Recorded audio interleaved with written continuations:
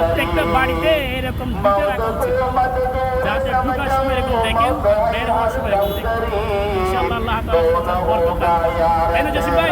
দর্শক, যদি আপনাদের পক্ষে পসিবল হয় এরকম দুইটা নিয়ে আপনারা আপনাদের বাড়িতে রাখতে পারেন। যখন বাড়ি থেকে বের হবেন একবার দেখবেন, একটা চুম্বন খাবেন, তারপর যখন আপনারা বাড়িতে ফিরবেন অর্থাৎ প্রবেশ করবেন তখন একটু দেখবেন, দেখার পর চুম্বন খাবেন। যদি আল্লাহ তাআলা চান হয়তো এটার উছিলে অন্য যে কোনো মুসিবত থেকে আপনাদেরকে রক্ষা করতে পারেন এবং আপনাদের রিজিকের মধ্যে বারাকা দান করতে পারেন ইনশাআল্লাহ।